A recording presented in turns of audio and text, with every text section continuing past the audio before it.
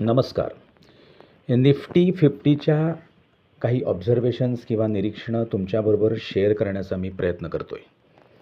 शुक्रवार 21 August 2026ला Nifty close झालेला आहे 24,252च्या लेवलला, बरोबर.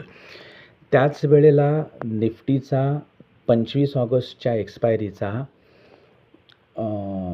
24,200चा कॉल क्लोज झालेला आहे ₹127.10 आणि 24,250चा कॉल क्लोज झालेला आहे ₹96.25, बरोबर. गिफ्ट निफ्टी 68 पॉईंट गेन दाखवते. मग मी विचार करत होतो खरोखरच उद्या निफ्टी 68 पॉईंट वर ओपन झालं तर काय परिस्थिती असेल. तर इन दॅट सेन्स 24,250चा कॉल किंवा 24,200चा कॉल हा ₹52 इन्स्टिंक्ट व्हॅल्यूवर खेळतो आहे आणि उद्या 68 पॉईंटचा गेन होणार आहे. म्हणजे 68 आणि 52 120, बरोबर.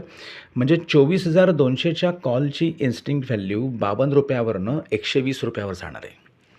मग त्या केसमध्ये 24,200चा कॉल हा ₹147ला ओपन होऊ शकतो आणि 24,250चा कॉल हा 122च्या आसपास ओपन होऊ शकतो. आता 68 पॉईंट मार्केट वर ओपन झाल्यानंतर जर का मला लाँग ट्रेड घ्यायचा असेल तर 25 ऑगस्टच्या 24,250च्या कॉलवर मला लक्ष ठेवलं पाहिजे. जोपर्यंत 24,250चा कॉल हा 122च्या वर ट्रेड करतो आहे तोपर्यंत मी लाँग पोझिशनमध्ये इन्व्हेस्टेड राहू शकतो.